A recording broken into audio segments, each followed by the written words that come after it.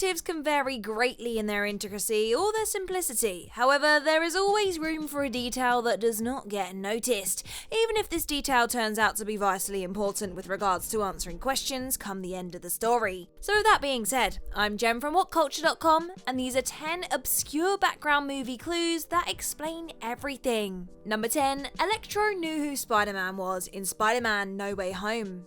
One of the criticisms that have been made of Spider-Man No Way Home since its release in 2021 is that there were way too many villains, and there were, to be fair. The story could have done without any one of the Lizard, Sandman or Electro, particularly when it seemed as though the latter had no right being there anyway.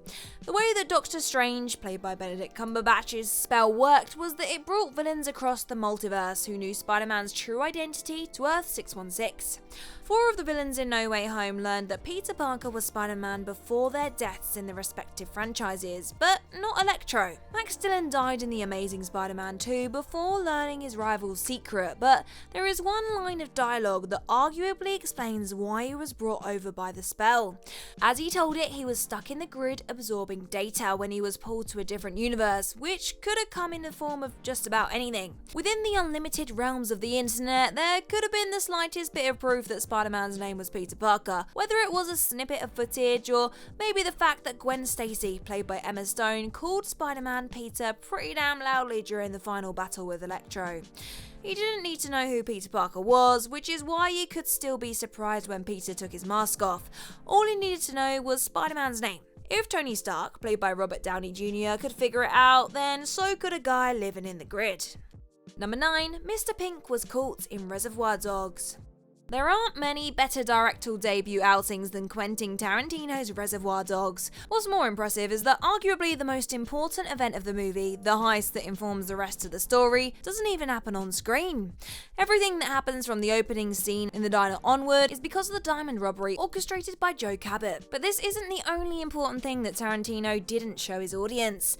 The fate of almost every character is cut and dry, in that they all die, other than Mr. Pink.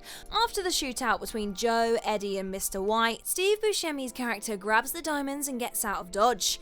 What happened to him next is seemingly a mystery until you watch the movie with the subtitles on or with the volume turned way up. After Mr. Pink leaves, in the background of Mr. White cradling a dying Mr. Orange, police sirens can be heard, as well as very faint gunshots only really confirmed by the subtitles. It would seem that none of the men who came together to rob the diamonds in the first place got to keep them, as it's highly suggested by this that Mr. Pink was caught red-handed. Number 8. Peter Quill's Translator implant in Guardians of the Galaxy. Throughout the vastness of the Marvel Cinematic Universe, there have been multiple different worlds and races introduced across the galaxy. One thing the majority of them seem to have in common is the use of the English language, no matter how far from Earth they actually are. Naturally, it's something that makes communication easier for the purposes of the audience watching the movie, but what about an explanation within the context of the narrative? Why exactly do most places throughout the galaxy speak English as if they were on Earth? There is a blink and you'll miss it detail in Guardians of the Galaxy that may go some way to explaining this. When the future Guardians are arrested on Xander, they each have something of a rap sheet come up with some key details about them. One of Peter Quills, played by Chris Pratt, is that he has a translator implant, suggesting that those around him aren't necessarily speaking English, but rather he has a device in his neck that automatically translates it into English for him. Though this is just one character, it opens the door for countless others to potentially have one fitted too, allowing for almost universal communication. He doesn't quite explain why Quill wasn't able to understand the animal creatures on the High Evolutionaries counter Earth, but it may be something as simple as theirs being a language that wasn't compatible with the implant. Number 7. Buddy's unreliable memory in The Incredibles.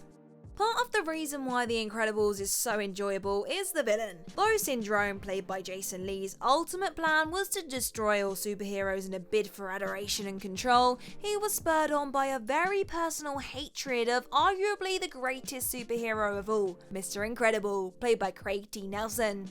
What did Mr. Incredible do that was worth such a grudge? When Syndrome was a child, back when he went by Buddy, he wanted to be Mr. Incredible's sidekick, but he was not allowed. He was told to go home, something that stuck with him for many years.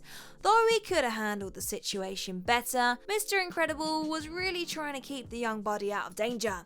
At the time, he was attempting to foil supervillain Bon Voyage, who aptly liked to blow things up, and the longer Buddy was there, the more danger he was in.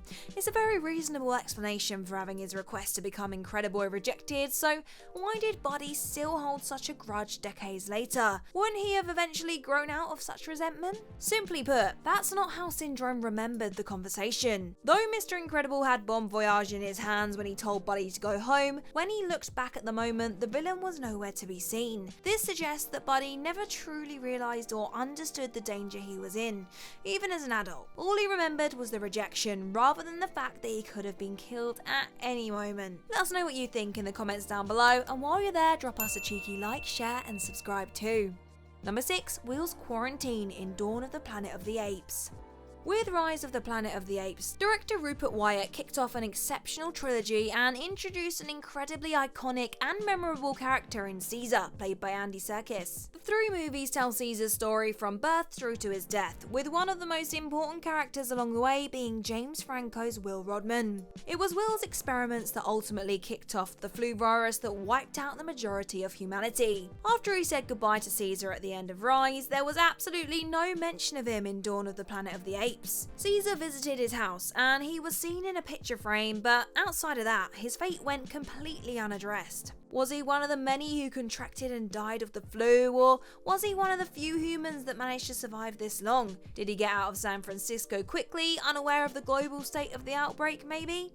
Only real eagle-eyed viewers would have picked up the only hint given in the film as to what happened to Will. During the scenes set in his abandoned house, a yellow X can be seen by the door, which would seemingly point to a quarantine, heavily suggesting that he succumbed to the virus he played such a vital role in creating.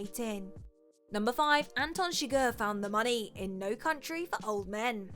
No Country for Old Men is incredibly unique in that the majority of the events that take place aren't actually what the film is ultimately about. The bulk of the narrative is based around Anton Chigurh, played by Javier Bardem's hunt for Lewin Moss, and the $2 million he found at a drug deal gone wrong, but the real point of the story lies with Tommy Lee Jones's Sheriff Bell. However, that doesn't mean that the chase between Chigurh and Moss is meaningless. It's something that is easy to get invested in, particularly when Javier Bardem portrays one of the most iconic and terrifying cinema villains of all time with his Academy Award-winning performance. By the end of the film, there is rather a large thread left dangling, in that the bag of money that started the entire sequence of events isn't found.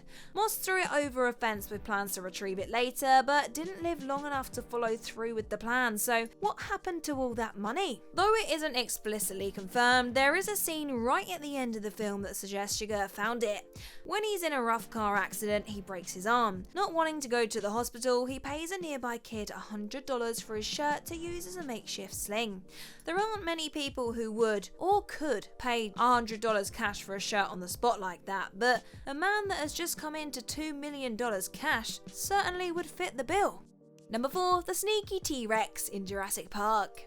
In the original Jurassic Park, there were 2 main threats to the visitors on Isla Nublar. These were the Tyrannosaurus Rex and the Velociraptors, both of which would have ripped any human to shreds if they could get the claws on them. In one of the most iconic shots of the entire movie, however, the T-Rex burst onto the scene in the Visitor Center and saved Alan Grant and co from the Velociraptors. It's an incredible moment, but one that has raised some major questions. How did she get into the Visitor Center in the first place, and how did no one hear her? There are, however, answers to both of these questions. You just have to know where to look.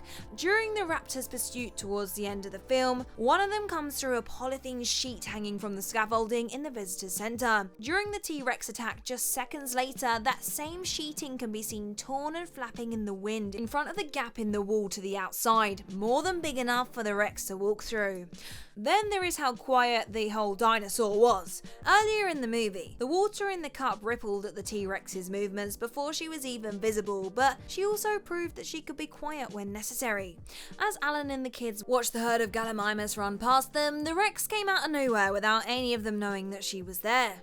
Using this same skill in the visitor center, it would seem that she could in fact be sneaky when hunting her prey. Number 3. Charles Foster Kane wasn't alone in Citizen Kane. Regardless of how well it is revered, it's a widely held belief that the entire premise of Citizen Kane is built on a plot hole. The story revolves around a reporter digging to find out what Charles Foster Kane's, played by Orson Welles, last word before he died meant, but there's an apparent issue. It doesn't appear that there was anyone with him when he died, so how would anyone have known what he said? But it is easy to see why such a misconception has been born. Kane's death is shown in the opening scene of the movie, where he drops a snow globe and whispers "Rosebud," the word that begins the entire mystery. But there is no one else shown in the scene with him.